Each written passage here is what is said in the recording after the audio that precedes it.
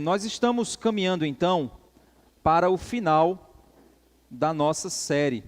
A gente ainda tem a mensagem de hoje e ainda tem o próximo domingo, para a gente então finalizar a série de 1 Coríntios. A nossa mensagem hoje, o título dela é Um Corpo, mas muitos povos e nações. Um corpo, mas muitos povos e nações. A gente vai ver 1 Coríntios hoje, 16, do verso 1 até o verso 11.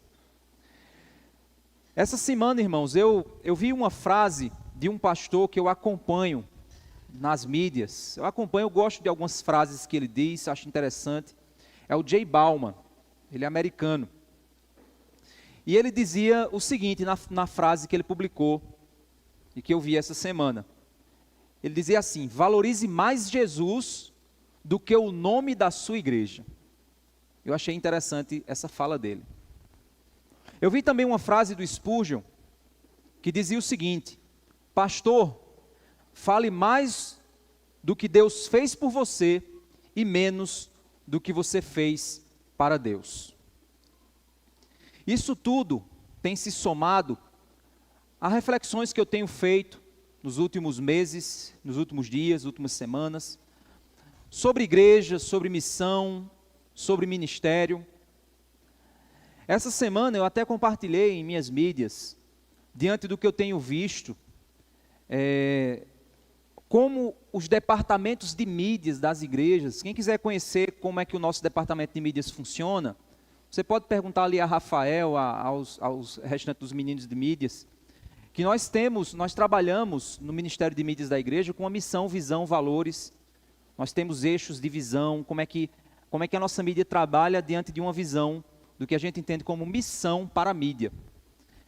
Mas diante do que eu tenho visto na internet, de vários outros departamentos de igrejas, departamentos de mídias, eu pensei então e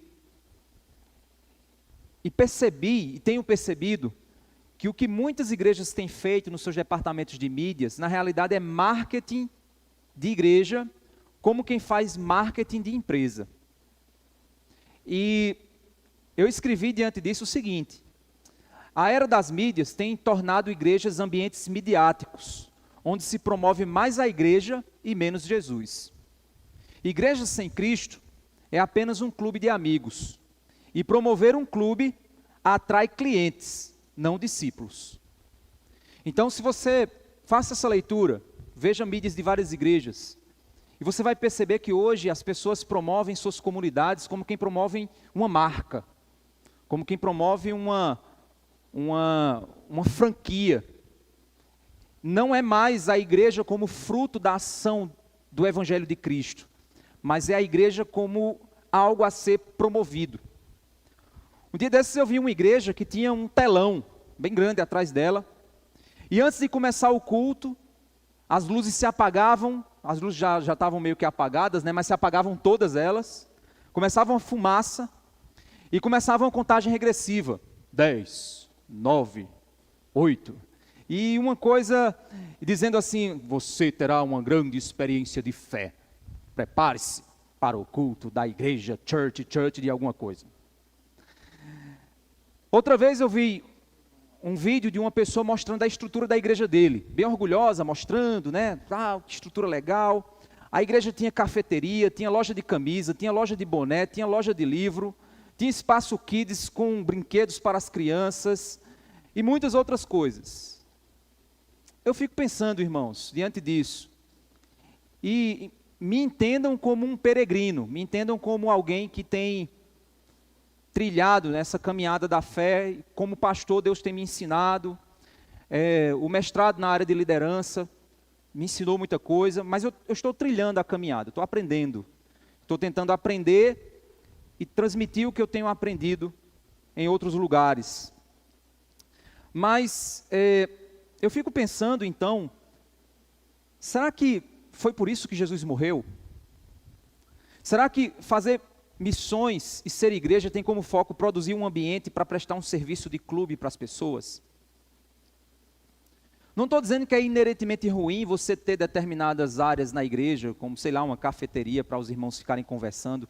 Não estou dizendo que isso é ruim, mas isso não deveria ser o principal produto a ser oferecido em uma igreja. Um dia desse eu vi nas mídias de uma igreja vários testemunhos sobre a igreja, e como a igreja era boa, como a igreja tinha ajudado, como a igreja tinha feito coisas, como a igreja, pouco se falava do Senhor Jesus Cristo, pouco se falava do Senhor da igreja.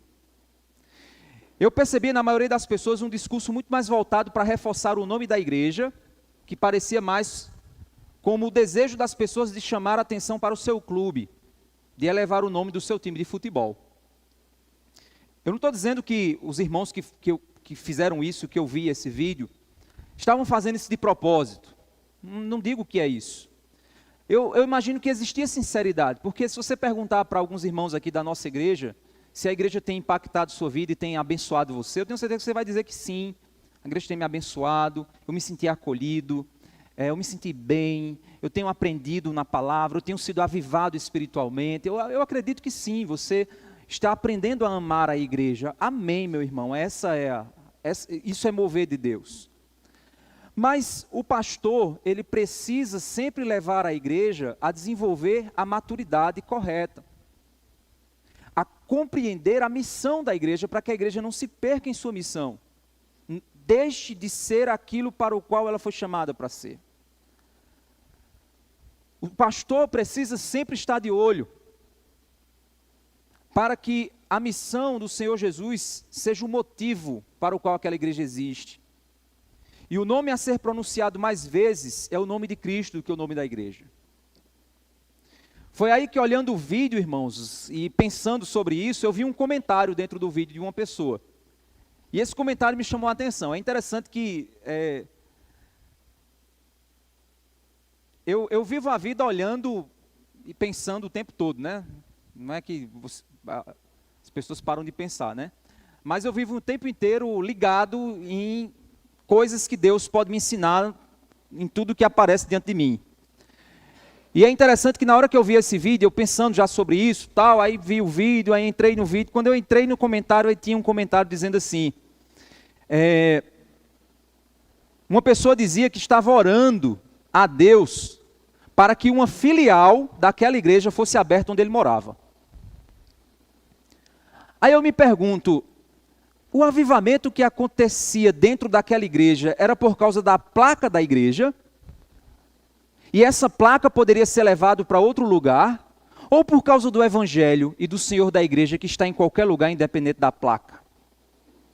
Independente do lugar. Então não se trata de uma placa a ser copiada. Se trata de um evangelho e de um Senhor a ser exaltado e obedecido como comunidade. Independente da placa de uma igreja, se o evangelho, a doutrina for pregada e vivida em comunidade, é natural haver uma filial, entre aspas, da igreja de Cristo, em qualquer lugar onde o evangelho for pregado. Essa vaidade, irmãos, ou orgulho denominacional, é apenas fruto da carne. Paulo combateu isso dentro da igreja, no espírito que havia divisionista de grupos, de pessoas, que dentro de igreja acontece isso. Uma dica para você, irmão, que quer viver uma vida saudável espiritual, cuidado com aquele povo que chega num canto, chama você num canto e começa a falar mal de liderança, mal da igreja, mal disso, mal daquilo. Essas pessoas, elas parecem que elas têm o segredo para a igreja de sucesso. Se elas estivessem no lugar do pastor, elas fariam melhor. Então, se você tem gente que faz dessa maneira, eu não estou dizendo que você não possa criticar algo que está errado. É claro que você pode criticar o que está errado. A gente aqui não está numa ditadura. Você pode criticar o que está errado. O problema é porque você tem pessoas que elas amam fazer isso porque o espírito dela é divisionista. E esse tipo de pessoa não cresce espiritualmente e vai afundar você também. Então não se aproxime quando isso acontecer. Paulo aqui estava combatendo o espírito divisionista que ocorria dentro da igreja, mas também é necessário a gente compreender que um pastor de mente madura, ele desenvolve uma visão para além das paredes da igreja. Porque o reino de Deus não acontece dentro dessas paredes aqui. O reino de Deus não acontece na rua Plínio Lemos, 820. O reino de Deus, isso aqui é um pedaço do reino de Deus. É uma parte do reino de Deus. Isso aqui não é um pedaço do céu, é um pedaço de um pedaço. Isso aqui é uma amostra de uma amostra. Então essa ideia, às vezes exclusivista, isso é orgulho e é pecado. E isso é característica de seita. E os pastores precisam ter capacidade, maturidade e ciência para dizer para a igreja: cuidado, igreja, Deus está se movendo em nosso meio, nós somos gratos a Deus pelo seu mover, estamos encantados com o que Deus está fazendo, mas não se pegue mais com a bênção do que com o abençoador.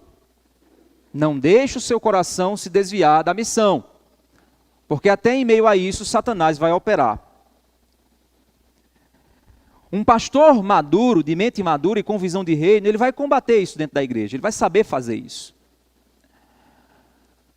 E ele, no lugar de promover a placa, que é claro que a gente tem que se alegrar por sermos batistas da graça, é claro que a gente tem que se alegrar porque nós somos uma missão, nós estamos juntos aqui construindo algo juntos como povo, é claro que a gente vai se alegrar com isso, irmãos, não é errado se alegrar com isso. O errado é a gente se envolver num fla-flu, o errado é a gente se envolver num tipo de competição, onde as igrejas estão competindo entre si para ver quem é a melhor, a mais abençoada, onde é que Deus se move, qual é a que Deus mais se move dentro dela. No lugar da gente se concentrar em fazer a missão e deixar que Deus faz o resto. No lugar da gente se concentrar em pregar a palavra e deixar que Deus mova. Mas se você quiser perceber esse espírito, olhe para os departamentos de mídias das igrejas. Olhe para a maneira como as igrejas hoje têm feito mídias. Perceba que hoje as igrejas elas fazem mídia como se elas estivessem vendendo uma franquia do Bob's. Implante um Bob's no seu negócio que vai dar tudo certo. Não é assim que funciona. Quem estuda eclesiologia e missão de verdade sabe que uma igreja é a união entre 3 variáveis: cultura local, teologia daquela igreja, cultura local, teologia daquela igreja e estrutura física da igreja. É uma união dessas três áreas. Então, uma igreja no bairro das Malvinas, ela vai ter uma cultura do bairro, uma estrutura e uma teologia diferente de uma que tiver na Liberdade, de outra que tiver no Catolé, de outra que tiver na Ramadinha. Então, igreja não é franquia que eu posso pegar uma cópia dela e levar a placa para outro canto e dizer que ela vai ser igual. Não é assim que funciona. O agir de Deus não é assim. A ação divina vai acontecer em uma comunidade local para produzir os efeitos do evangelho naquela comunidade. E nós devemos exaltar o Senhor da igreja por fazer a obra acontecer em qualquer lugar. Por isso que nós precisamos ter muito cuidado. Irmãos, a nossa igreja, graças a Deus, louvado seja o Senhor, ela tem crescido. Nós precisamos perceber, assim como quando perguntaram a Lutero, Lutero, como é que você conseguiu fazer a reforma acontecer? Lutero respondeu: eu não fiz nada. O evangelho fez tudo. Eu não fiz nada. A palavra fez tudo. Certa vez ele também disse que a palavra é como um leão. Você não precisa defender ele. Só é soltar o leão que o leão faz o trabalho dele. O evangelho só é ser pregado. A palavra só precisa ser pregada. A minha concentração aqui como pastor, as lideranças da igreja, elas devem estar concentradas, não é em tentar fazer politicagem dentro da igreja, é em pregar a palavra, é ensinar a palavra, é ensinar as pessoas e a comunidade a viver biblicamente. E a própria palavra vai fazendo a obra na vida das pessoas, vai fazendo acontecer a obra na vida das pessoas. Então nós não podemos promover a placa de uma igreja como se fosse um case de sucesso. Já aconteceram de alguns anos atrás, durante o período de revitalização da igreja, alguns pastores chegaram para mim e perguntar assim, o que é que você tem feito? Aí eu disse, eu tenho pregado a palavra. Não, mas diga aí como é que você está administrando? Eu estou pregando a palavra. A minha dissertação de mestrado foi exatamente sobre a revitalização da nossa igreja. E uma das coisas que eu mais deixei escrito na minha dissertação foi, pregue a palavra, pregue a palavra, pregue a palavra. Se você pegar a minha dissertação e ler ela toda, você vai ver lá que tudo que está sendo dito lá é pregue a palavra, ensine a igreja a viver biblicamente. Porque também existem igrejas que o pastor prega divinamente no púlpito, mas quando ele desce do púlpito, ele não ensina a igreja a viver o evangelho. Nem ele vive o evangelho. Ele sabe citar Spurgeon, Calvino, Lutero, sabe citar os maiores pensadores, ele sabe citar diversas pessoas, ele fala divinamente, às vezes fala até palavras muito rebuscadas, mas ele quando desce do púlpito, ele não faz a igreja, ele não leva a igreja a viver esse evangelho. Isso é uma realidade. Louvado seja Deus, porque nós temos crescido, não na velocidade, irmãos, que às vezes nós queremos. Crescimento numérico não é sinal de fidelidade. Mas dentro dos limites que Deus tem nos dado, nós temos lutado para que a gente possa avançar na obra de Deus, fazer a missão do Senhor. Nós temos visto Deus nos concedendo frutos com o tempo, e eu creio que milhares de frutos mais vão vir. Mas jamais isso é fruto de mim como pessoa. Meu único papel aqui é defender a verdade bíblica e ensinar a igreja a ser fiel. Minha função aqui é conduzir a igreja com fidelidade e não temer homem nenhum, mas somente a Deus.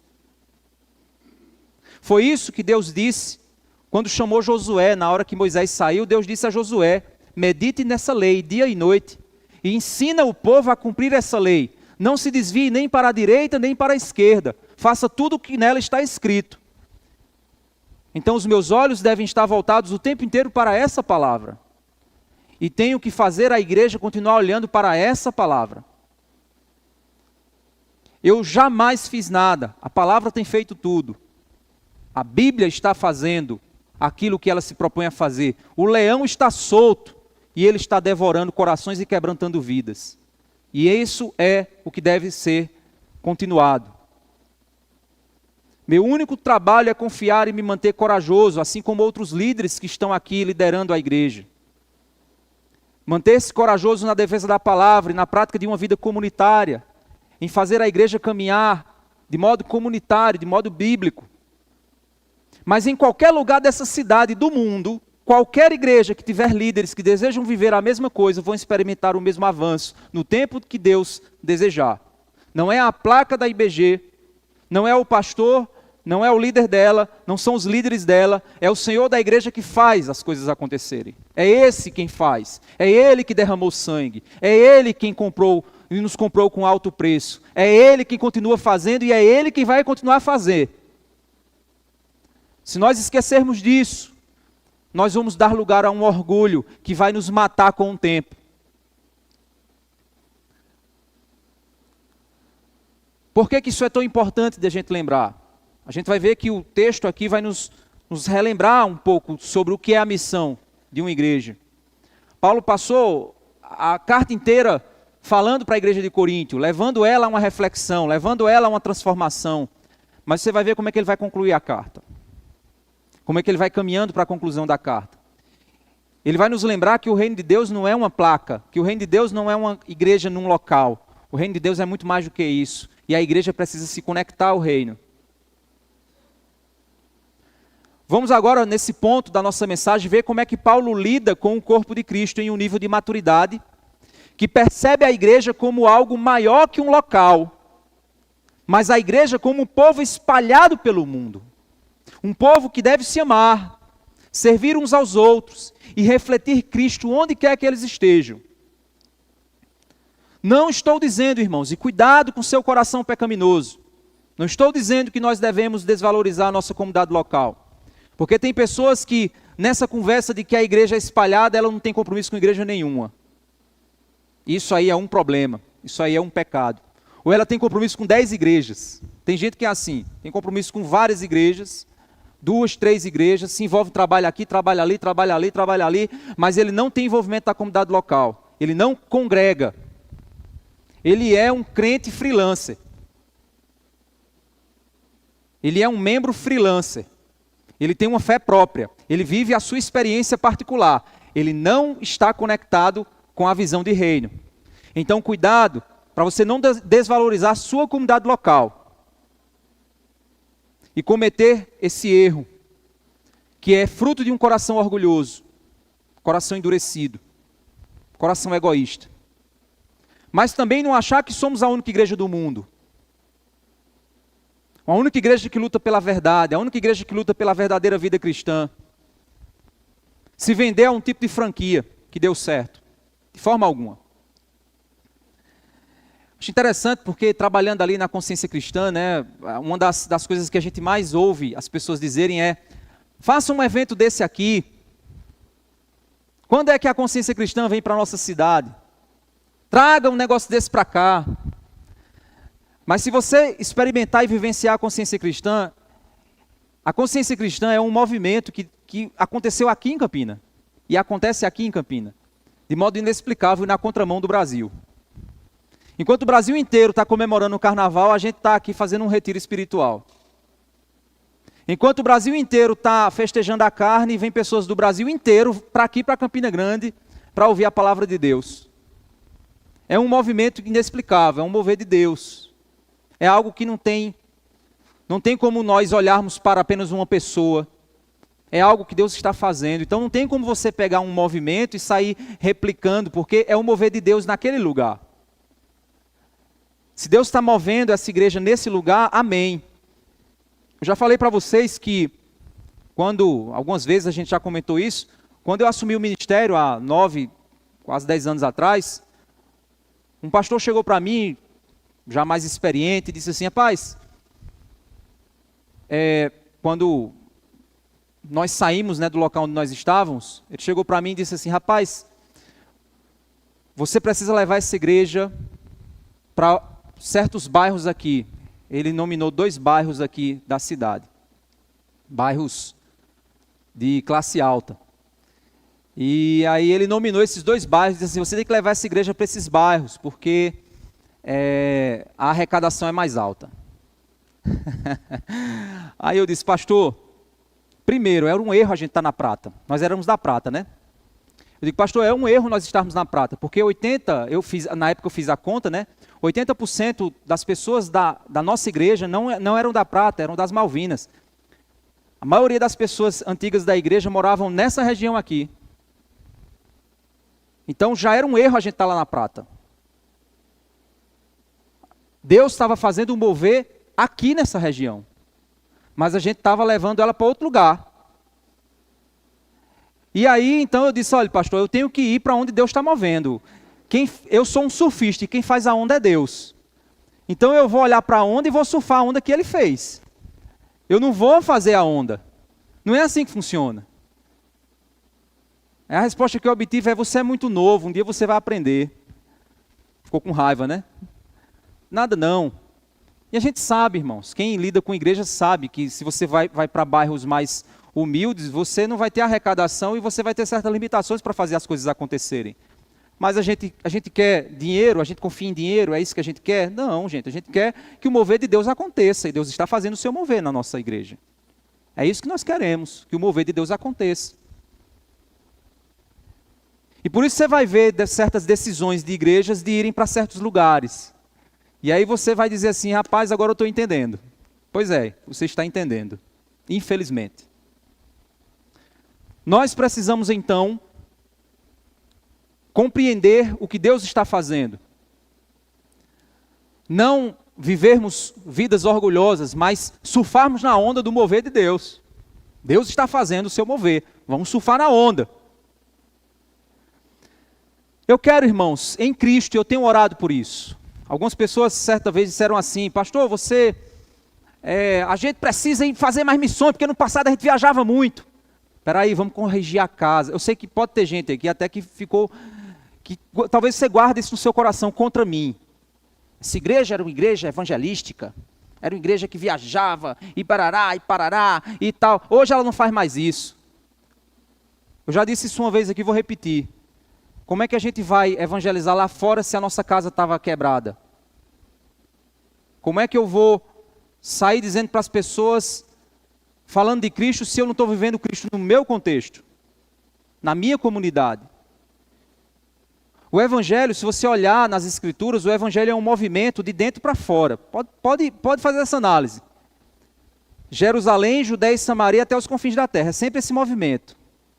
Igrejas cheias do Espírito enviam pessoas, lançam pessoas para fazer missões. Esse é o movimento. E eu tenho orado ao Senhor pela oportunidade de nós sermos uma igreja que planta igrejas. Ah, pastor, então você agora quer filiais, você quer ser a filial e as outras a franquia. Não, de forma alguma. O nosso desejo, irmãos, é formar líderes. Nós temos aí seminaristas. Temos aí jovens que talvez queiram ser seminaristas um dia. Aí eu vou chegar para o jovem desse e dizer, quer plantar uma igreja? Bora? Bora. Pois vamos plantar uma igreja. Ah, vai ser uma IBG no Ligeiro. Igreja Batista da Graça no Ligeiro. Vai ser um IBG lá? Não. Vai ser a igreja plantada pelo irmão sob o apoio da IBG. O irmão vai plantar uma igreja. Eu vou mentorear ele nesse processo. Vou ajudá-lo a crescer. Mas ali é uma igreja que vai se tornar independente, vai caminhar com as próprias pernas.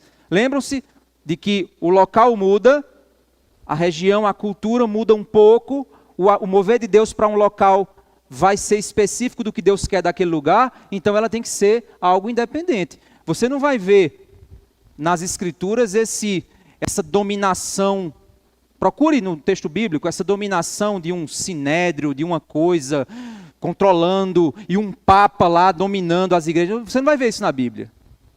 Você vai ver cooperação. Você vai ver apoio mútuo, para que o evangelho seja pregado e comunidades sejam formadas. Você vai ver isso.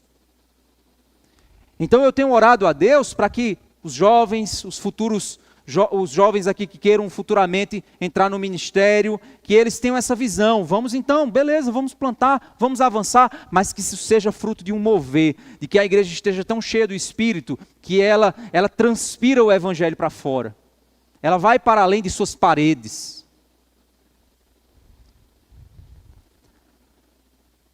Vamos então ver agora, irmãos, nesse trecho final da carta, como é que o apóstolo Paulo lidava com essas questões como plantador e doutrinador de igrejas. Como é que ele fazia isso? Então vamos lá. 1 Coríntios, vou falar Apocalipse, meu cérebro foi lá para... 1 Coríntios 16, do verso 1 ao verso 4. Primeira coisa que nós vamos ver é sobre levantamento de ofertas para irmãos necessitados em Jerusalém.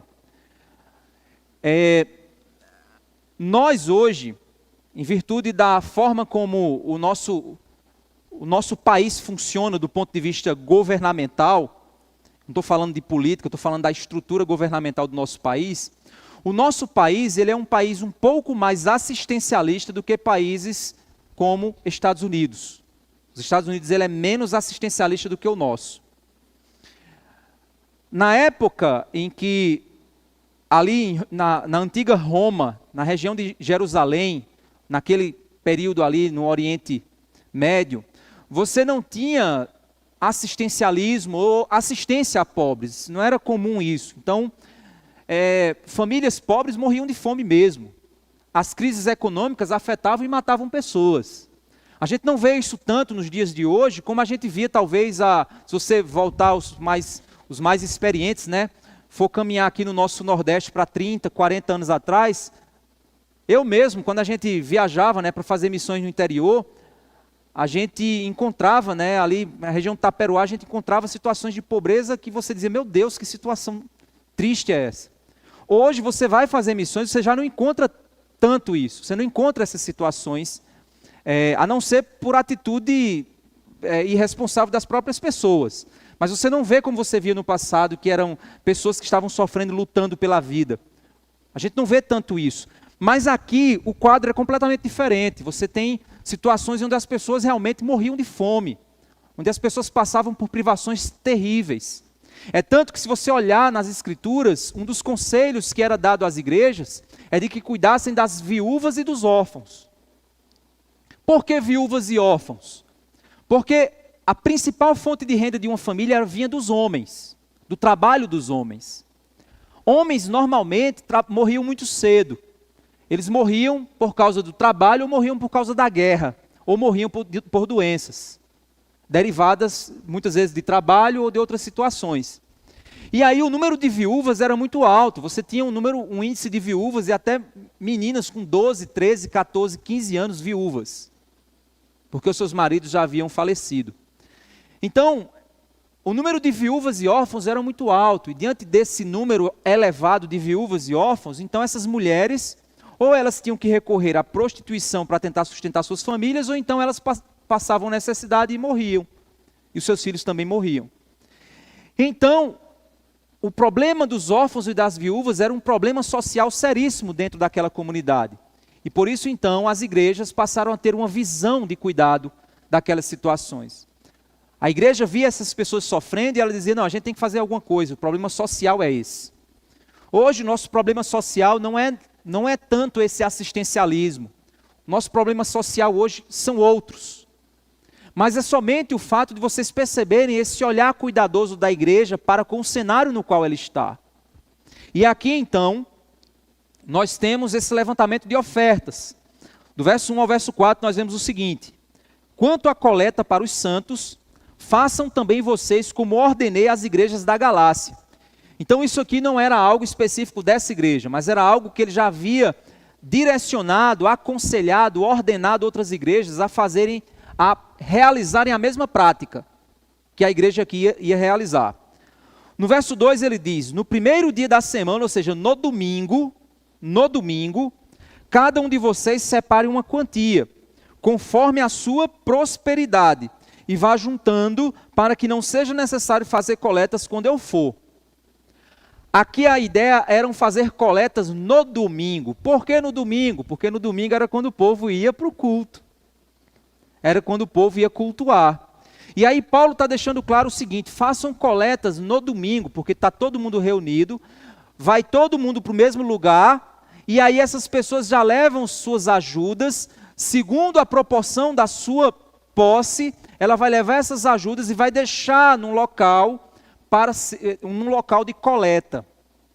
Paulo diz, façam essa coleta antes que eu vá, porque não vai fazer sentido eu estar aí e fazendo a coleta entre vocês. Não, reúnam tudo para que quando eu for até vocês, a coleta já esteja pronta para ser levada. Olha o verso 3.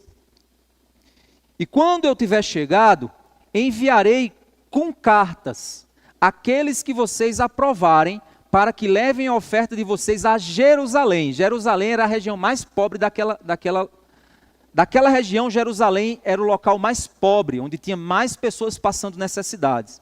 A igreja de Jerusalém era uma igreja que tinha muita gente pobre, muita gente de condição e muita gente passando necessidade. Então ele diz o seguinte, olha, vocês vão fazer a coleta, quando eu for aí, eu vou então direcionar essa coleta para Jerusalém.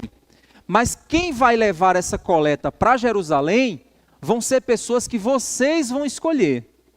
Por que Paulo está preocupado com isso? Ele está preocupado com transparência. Paulo está preocupado com o fato de que não é ele que vai controlar o recurso.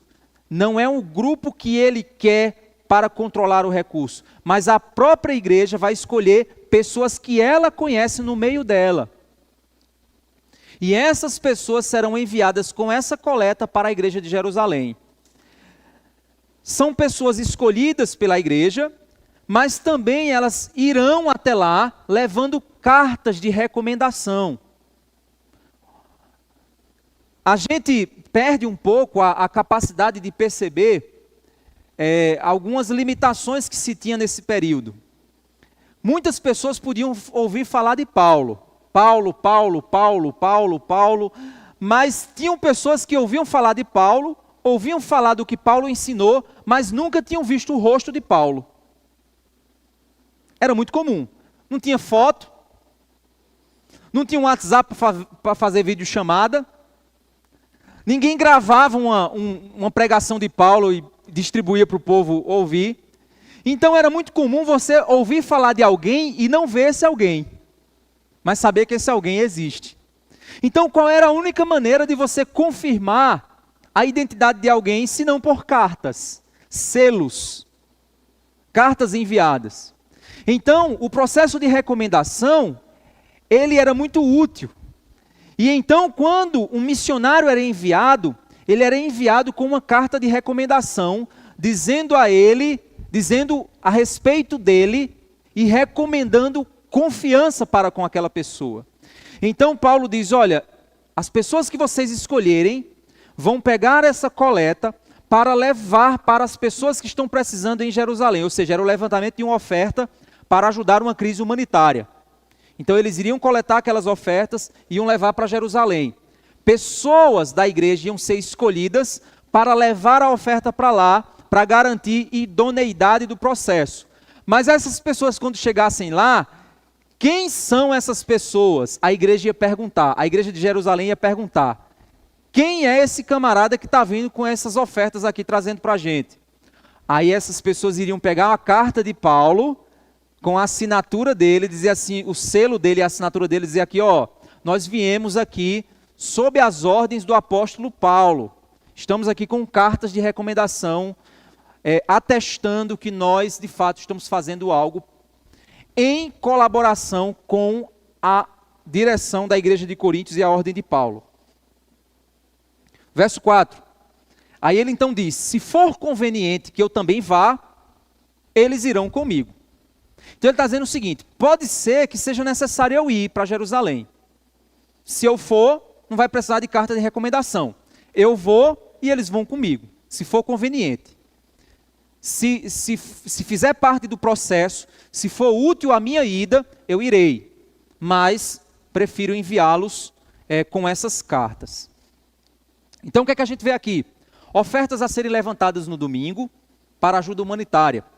Pessoas que levam as ofertas são escolhidas pela própria igreja para garantir idoneidade do processo. Paulo se coloca à disposição de ir, se eles acharem conveniente, para tornar o processo ainda mais transparente. Ok? Isso nos alerta, irmãos, para um ponto importante. A preocupação do apóstolo Paulo com um processo de transparência. Porque existiam sim falsos apóstolos fazendo uso dos levantamentos de ofertas para benefícios próprios, para enriquecimento às custas desses apoios e dessas ajudas. Por isso que uma igreja, ela precisa sim ter um processo transparente. Os próprios membros da igreja devem sim escolher entre eles as pessoas que irão realizar as contagens, as coletas, que vão cuidar da tesouraria, e o processo tem que ser aberto. Eu, como pastor, eu não pego em dinheiro. Tanto tem irmãos que dizem, tem uma oferta, pastor. Mande para a conta da igreja.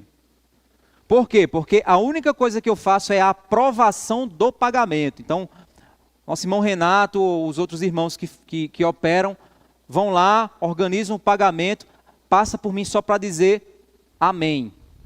Ou dizer não. Só isso que eu faço. Mas por que, pastor, você? É exatamente o que Paulo está fazendo aqui. É a carta de recomendação, é a visão de que a coisa está acontecendo. Por que é que ele diz assim, faz a coleta e manda? Não, eles fazem a coleta que eu vou aí. Quando eu chegar aí, eu vou ver, vou analisar e vou dizer, manda. E vai ser enviado com pessoas que vocês escolherem. Então esse negócio, gente, de você ter essas mega igrejas arrecadando dinheiro, muito dinheiro, e fazendo o que quer com esse dinheiro, não é essa a visão que a gente está vendo aqui do Evangelho, da missão da igreja. Mas é uma comunidade percebendo necessidades, percebendo, e nesse caso em específico era uma necessidade humanitária, fazendo esse levantamento e esse envio. A gente já teve aqui mensagens sobre dízimos e ofertas, e a gente viu que a igreja, como comunidade, como povo, os trabalhadores da obra recebem seu salário, e a igreja tem suas necessidades. Então, o que está acontecendo aqui é diferente dos dízimos e ofertas que a gente trabalha com a manutenção da obra Batista da Graça. É um pouco diferente essa situação. Mas eu quero que vocês percebam aqui a preocupação de Paulo com a transparência do processo. Isso é algo que a gente precisa aprender. Ok?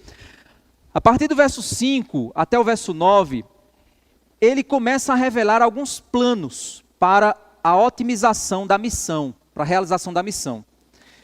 Entenda o seguinte, quando você viajava naquela época, ou você viajava a pé, ou você viajava a cavalo, ou você viajava de carruagem. Cavalo já era um item de um certo luxo. Cavalo era o carro da época. Então você ter um cavalo e andar a cavalo, isso já denominava um certo status. Andar a pé era o mais comum. E se você andava de uma cidade para outra, você tinha que dormir em um local. A hospitalidade dos irmãos era extremamente importante para um missionário. Porque você não tinha hotéis e pousadas como a gente tem hoje. Então, se ele ia de uma cidade para outra, lembra que Jesus ele disse, se você for para uma cidade, se hospede na casa de alguém, se ele te receber, desce a tua paz sobre ele, mas também se ele disser, não quero saber de você não, aí você bate o pó dos seus pés e vai embora. Vai vir juízo sobre aquele povo ali. Então a gente percebe que a hospitalidade era extremamente importante, é tanto que Pedro diz que a hospitalidade faz as pessoas até hospedarem anjos sem saber. Pedro faz essa citação se referindo lá no Antigo Testamento, quando acontecia esse tipo de coisa. Então a hospitalidade era muito praticada. E o que nós vemos aqui é que Paulo, então, ele está pensando na logística de sua viagem missionária. Como apóstolo, a missão de Paulo era plantar igrejas a nível doutrinário. Então entenda isso. A missão de um apóstolo é plantar igrejas a nível doutrinário. Então ele vai para uma região que quase não tem igreja, planta a igreja, prepara os líderes, deixa a doutrina, e ele vai visitar aquelas igrejas de tempos em tempos para verificar a saúde doutrinária da igreja. Lembrem-se que aqui hoje a gente tem Bíblia na mão da gente impressa facilmente. Naquela época você não tinha esse tipo de coisa. Então você contava com a tradição oral, falar, repetir, ou com as epístolas, as cartas que eram escritas e enviadas. E as igrejas tinham essas cartas. Então a viagem do apóstolo Paulo era constante entre essas igrejas para verificar a saúde doutrinária, para a plantação, para a formação de líderes. E aí Paulo ele pensa na otimização da missão. Olha só o que ele vai falar então aqui a partir do verso 5. Ele diz assim, irei visitar vocês por ocasião da minha passagem pela Macedônia. Então ele vai passar pela Macedônia e ele então vai aproveitar e passar por lá. Ele podia chegar na Macedônia por outro caminho, mas ele ia para chegar na Macedônia, ele então passaria por lá, aproveitando a viagem. E aí no verso 6 diz, e bem pode ser que eu me demore ou mesmo passe o inverno com vocês. Ou seja, ele já está prevendo que quando ele estivesse se dirigindo em direção à Macedônia, ao chegar em Corinto já vai ser período do inverno. Viajar no inverno não é bom, viajar no inverno não é fácil. E aí ele diz, então se de fato cair o inverno, eu vou permanecer mais tempo com vocês. E aí ele diz, para que vocês me encaminhem nas viagens que eu tenha de fazer. Por que ele diz para que vocês me encaminhem? Porque se ele realmente chegar lá e estiver no inverno, ele vai ter que passar uma temporada um pouco maior naquele lugar. E aí as pessoas vão ter que sustentá-lo, vão ter que enviá-lo diante de outras viagens. Ou ele vai fazer viagens próximas da região onde ele está, plantação de igrejas, visitas a outras comunidades. Então ele está pensando na forma como ele vai operar na missão. No verso 7 ele diz, porque não quero agora ver vocês apenas de passagem, pois espero permanecer algum tempo com vocês, se o Senhor o permitir. Mas ficarei em Éfeso até o Pentecostes, porque uma porta grande e oportuna para o trabalho se abriu para mim, e há muitos adversários. Então ele percebe que ele vai passar por Éfeso, e no entanto ele percebe que ele vai ter que ficar lá em Éfeso por um tempo, porque existe uma porta aberta por Deus naquela região. Provavelmente, e aí isso é um fato interessante, mas a gente não tem informações suficientes para comprovar. Provavelmente, na abertura da igreja de Éfeso, igreja essa que se torna a maior igreja da época, igreja essa que vai ser pastoreada por Timóteo. Paulo abre a igreja em Éfeso, na cidade de Éfeso, ocorre um avivamento tão grande que quebra a economia da cidade. Deixa eu citar aqui um exemplo do que aconteceu em Éfeso. Se você ler Atos, você vai ver. Imagina a gente indo ali para Padre Cícero, como é a cidade lá do Padre Cícero? Juazeiro do Norte, não é isso? Pronto, Juazeiro do Norte ela gira em torno da idolatria, aquele movimento idólatra ali, né? Então imagina o apóstolo Paulo chegando em Juazeiro do Norte, pregando o evangelho e o povo limpando todas as igrejas, todas as paredes, todas as casas, todas as coisas e quebrando a economia de venda de imagens, de venda de santinhos, de qualquer coisa que tivesse ali. Imagina a ira que não se levantaria dos comerciantes com o apóstolo Paulo pregando e o povo quebrando imagem, quebrando tudo, dizendo assim, não, a gente acabou com esse tipo de movimento, não queremos mais isso. Imagina o que seria. Então Paulo aqui está dizendo o seguinte, olha, talvez eu tenha que ficar em Éfeso até Pentecostes. Então Paulo está percebendo que tem alguma coisa apontando no caminho. E aí ele diz, olha, eu provavelmente tinha que permanecer lá em Éfeso até Pentecostes, porque Deus está abrindo uma porta muito grande. E tem muitos adversários querendo que essa porta não seja aberta.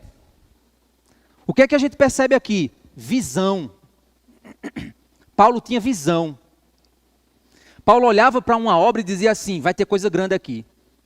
Eu estou vendo que vai ter coisa grande aqui. Deus está abrindo uma porta. Paulo respirava a missão. E é tão interessante que ocorre esse avivamento grande em Éfeso. A igreja de Éfeso se torna a maior igreja da região. Alguns dizem até que maior do que a igreja de Jerusalém. A maior igreja da região. E quem se torna o pastor de Éfeso? Timóteo. Que é o discípulo que mais foi treinado por mais tempo por Paulo. Que Timóteo está aqui, ó. Vamos ver a citação de Timóteo? E se Timóteo for, façam tudo para que não tenha nada a temer enquanto estiver entre vocês, porque trabalha na obra do Senhor como também eu. Portanto, que ninguém o despreze. Ajudem-no a continuar a viagem em paz para que venha até aqui, visto que o espero com os irmãos. É interessante, gente, porque alguns fazem algumas análises, né, a partir de fragmentos e ideias que a gente vê nesses textos bíblicos. Mas aqui é a segunda vez em que Paulo cita pessoas desprezando Timóteo. Eu fico pensando por que isso se repete. Alguns acham que é porque Timóteo tinha uma personalidade talvez de uma aparência muito fragilizada. Paulo, ele já era um cara mais brutão, mais durão. No entanto, Paulo provavelmente era um cara pequeno, porque a gente já viu aqui nas mensagens anteriores, né, que eles diziam que a aparência de Paulo era fraca na aparência, ele não sabia falar muito bem. E aí você tinha Apolo, que foi um grande pregador, que era um homem de Deus, né? Apolo era um homem de Deus. Ali naquela região, que as pessoas falam bem porque Apolo falava bonito. É tanto que Priscila e Áquila foi quem discipularam Apolo. Então Apolo era um cara culto, inteligente e com uma retórica impecável. Paulo já provavelmente era um cara baixinho, feizinho e falava errado. Apesar de ser um cara extremamente inteligente, falava 5 línguas e era um advogado brilhante. Mas ele talvez tinha esse perfil. E provavelmente Timóteo era um cara meio mirradozinho, meio medrosozinho, porque pela segunda vez aqui Paulo diz, olha, ninguém despreze ele, por favor. Vocês vão olhar para o camarada, ele tem muito potencial, mas vocês ficam olhando só para a aparência. E é interessante que lá em 1 e 2 Timóteo você vai ver coisas semelhantes. Depois leia lá, 1 e 2 Timóteo você vai ver. Paulo diz assim, ó, ninguém te despreze. Porque tinha outra característica. Além de Timóteo talvez ser esse cara mirradinho, né, se tivesse academia, Timóteo tinha feito academia, eu acho, né? Para ficar mais bombadão e o povo respeitar mais ele. Mas Timóteo tinha outro problema. Quando ele assumiu a igreja de Éfeso, ele era jovem. Aí você diz, rapaz, ele tinha o quê? 15 anos? Não, ele tinha 30 anos. Mas na mentalidade daquela época, 30 anos era um cara jovem. A gente é que está vivendo vidas mais aceleradas, né? E aí lá para frente diz, ninguém te despreze por você ser jovem, Timóteo. Torna-te um padrão, porque as pessoas vão olhar. Então o pobre de Timóteo, além de ter uma aparênciazinha frágil, ainda era um cara novo. Aí, meu amigo, eu acho que era difícil a vida de Timóteo. E aí Paulo diz, olha, Timóteo vai aí, mas quando ele estiver entre vocês, que ele não tenha nada a temer, de que vocês vão maltratar, de que vocês vão desprezar. Sabe por quê? Porque ele trabalha na obra do Senhor como também eu. Então aqui Paulo está fazendo uma recomendação de Timóteo. Isso aqui é uma recomendação.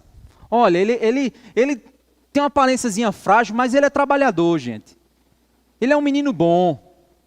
Ele é um menino 100%. Respeite ele. Trate ele bem aí, gente.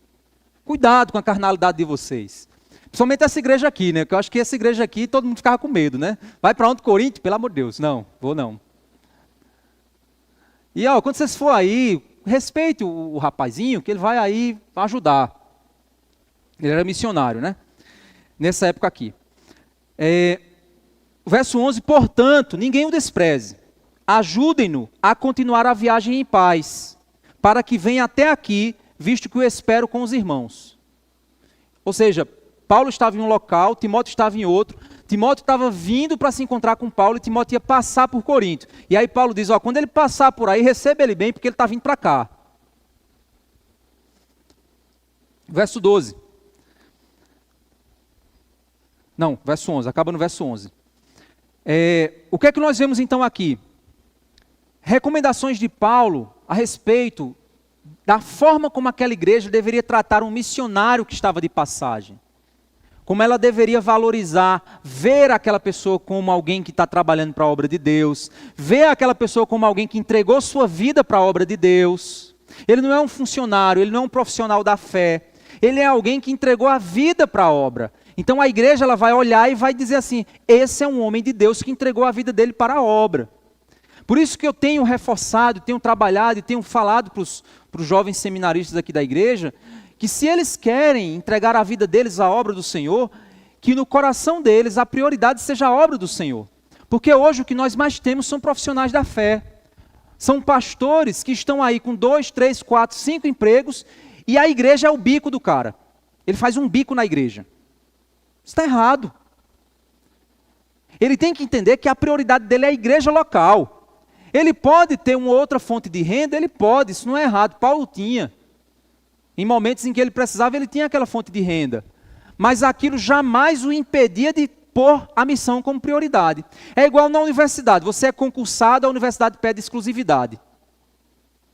Ou então você é concursado e a universidade não pede exclusividade, mas ela diz a você o seguinte, na hora que a gente precisar, você tem que estar à disposição. Ou seja, ela é prioridade para você. Nesse sentido, a mesma coisa vai ser na missão. Então nós, irmãos, como igreja, no futuro, vamos ter seminaristas que vão virar pastores.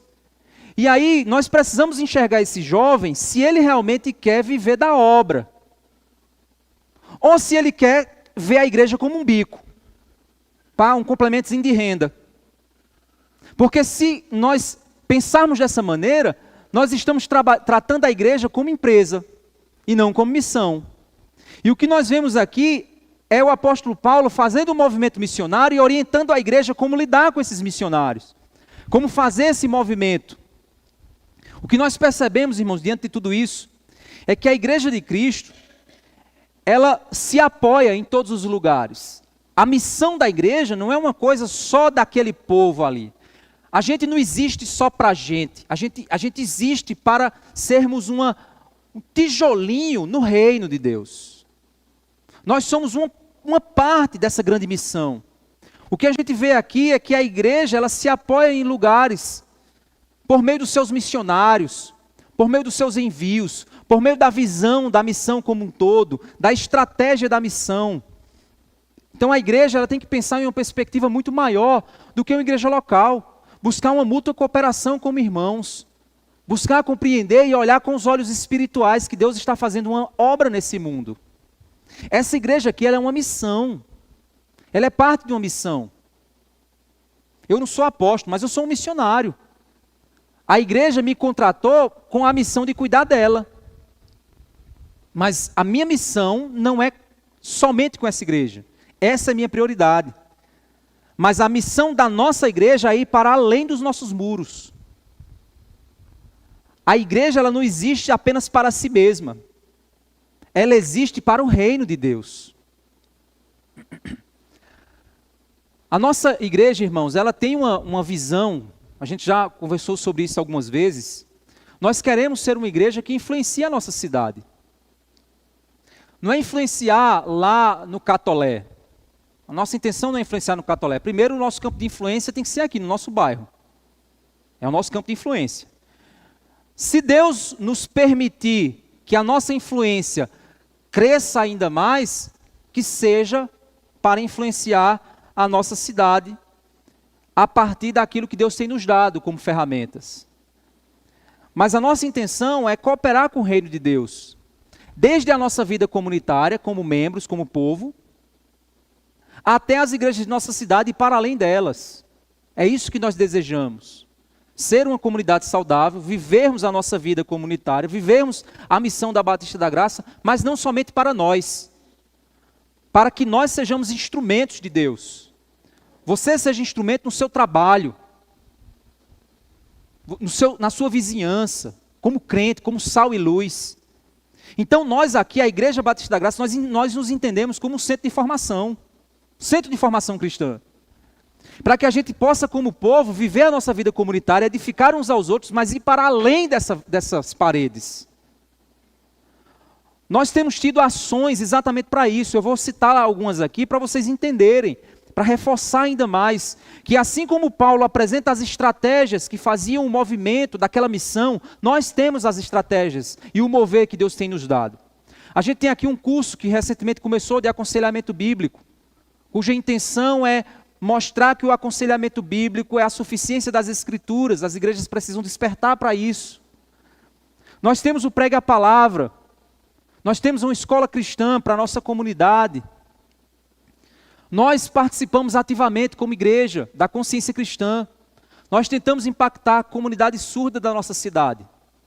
Nós queremos, irmãos, se Deus nos permitir, somente se a graça do Senhor nos permitir, nós queremos que o nosso ministério tenha o primeiro surdo da nossa região, como pastor. Se Deus conceder a graça do Mateus caminhar e Deus confirmar o ministério dele, ele vai ser o primeiro pastor surdo da Paraíba e do Pernambuco. Eu acho que Rio Grande do Norte também. Paraíba, Pernambuco e Rio Grande do Norte. Isso é um impacto, isso é uma influência, não só para a nossa igreja, mas para a nossa cidade, para a nossa região, para o Nordeste. Deus pode nos conceder a graça de sermos assim.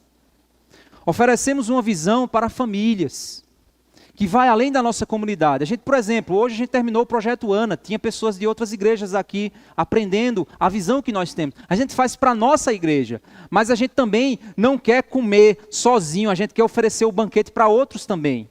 E a gente tem feito isso, para a gente poder contribuir com o reino de Deus. Além disso, por anos, a gente investiu no missionário Duda, lá de Itaperuá, até que hoje ele tem condições de sustentar-se sozinho, ele se aposentou, graças a Deus. Mas nós investimos no missionário. Em nenhum momento a gente chegou lá e disse, Duda, muda a placa aí da igreja, você vai botar aí Batista da Graça. Não, é a Igreja Batista do Salgado. A gente nunca chegou interferindo para dizer assim, você tem que fazer o que a gente está mandando, porque... Não, a gente só dizia o seguinte, olha, a nossa visão é essa, se você quiser caminhar com a gente, vamos alinhar a visão, porque a gente quer contribuir para que você faça a obra. Mas se a gente souber que você está por aí, vendendo fogueira santa, vendendo óleo da unção, a gente tira automaticamente o apoio. Porque a gente quer apoiar você como um parceiro nosso, um missionário que acredita no que a gente acredita. E durante muitos anos, mais de, acho que foram 15, 18 anos, nós ajudamos Duda naquela região. Nós hoje contribuímos com os Homens de Cristo. O Homens de Cristo é uma missão de outra igreja, mas nós estamos lá contribuindo. A gente não está interessado em botar a nossa placa lá. A gente quer contribuir com a missão. Estamos lá. Estamos no hospital da FAP, contribuindo com a evangelização.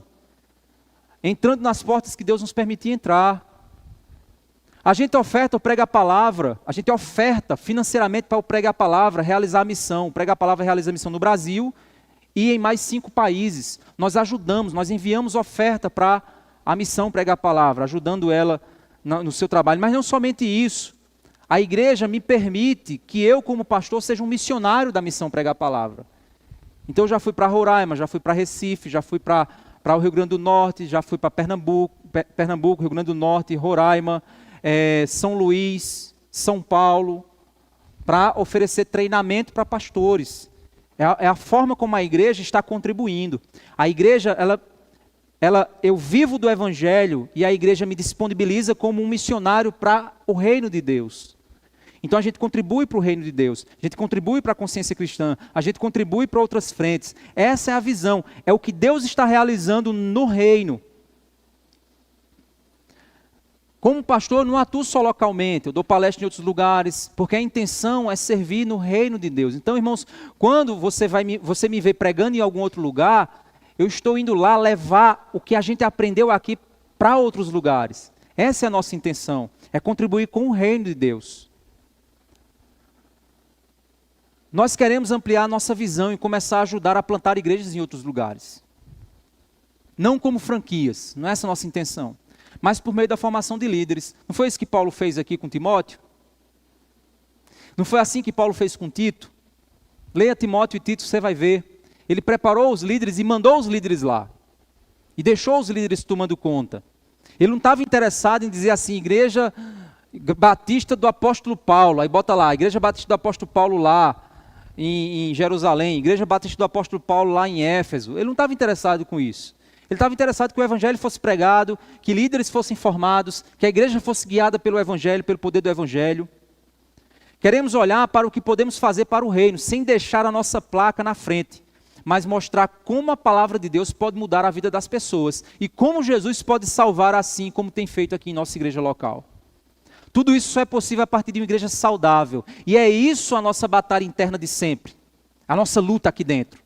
Precisamos orar a Deus para não sermos uma igreja que só pensa para dentro de suas paredes, mas que transborda pela graça de Deus, como Paulo está mostrando para a igreja de Coríntios. Olha, entendam que vocês vão receber missionários, juntem coletas, pense na igreja de Jerusalém, pense na igreja lá de Éfeso, eu vou passar por lá, pense no sustento missionário, pense na passagem da missão.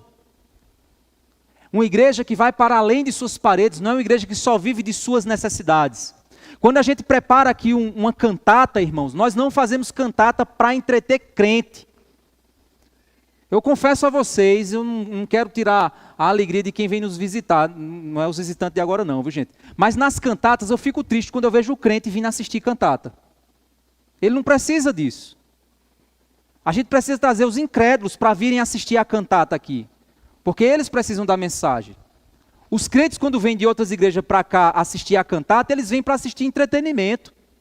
A gente não quer isso, não é essa a nossa visão. A gente não faz cantata para atrair membros de outras igrejas. A gente faz cantata para que pessoas possam convidar. Às vezes você convida a pessoa para vir para um culto, a pessoa não vem. Mas você convida ela para vir para o musical, ela vem. E no musical ela é tocada pelo evangelho. Essa é a nossa intenção. Tudo que a gente faz, a gente tem a intenção de pregar o evangelho, de exaltar o nome de Cristo. Esse é o nosso desejo. Paulo nos mostrou aqui a preocupação com os irmãos carentes de outras cidades, o envio de missionários para trabalhos, planejamento estratégico de missões, sua visão de ver as portas de Deus se abrindo apesar da oposição, formação de líderes com a apresentação de Timóteo. Vimos aqui várias frentes sendo trabalhadas pelo apóstolo Paulo.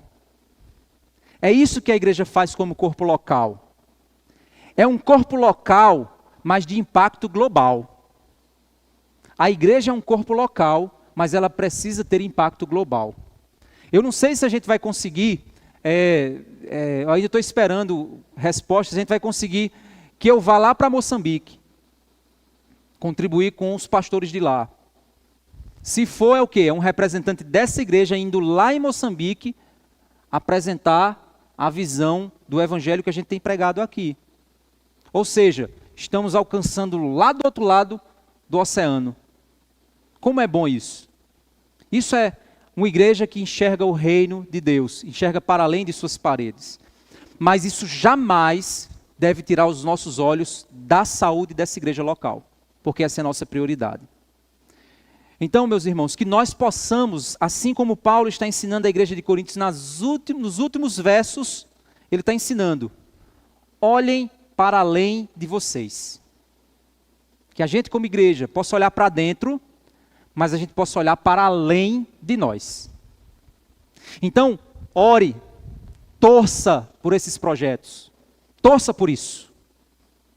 Daqui a alguns anos, irmãos, a gente vai ver o impacto disso. Daqui a alguns anos você vai ver o impacto do pregar a palavra aqui dentro. Daqui a alguns anos você vai ver o impacto do aconselhamento bíblico, pessoas vindo de outros lugares. A gente recebeu aqui pastores de Caruaru, de Santa Cruz, vindo para cá. A gente quase recebeu uma caravana de Apodi, Rio Grande do Norte. São 5 horas de viagem, gente, de lá para cá. Quase que a gente recebeu essa caravana para vir assistir aconselhamento bíblico aqui. Olha só que coisa. Vindo gente de 5 horas de distância para vir ouvir sobre aconselhamento bíblico aqui dentro da nossa igreja. Então torçam por isso, para que a gente consiga ser influentes no reino de Deus, para servir ao reino de Deus. O nosso alvo aqui não é ser uma igreja para nós, é ser uma igreja para todas as nações. É isso que nós desejamos. Mas não somos únicos e exclusivos. Nós somos um tijolinho no meio de muitas outras igrejas que estão com o mesmo coração que a gente. E a gente não pode se perder, nem pode se achar exclusivo. A gente tem que arregaçar as mangas e fazer a nossa parte.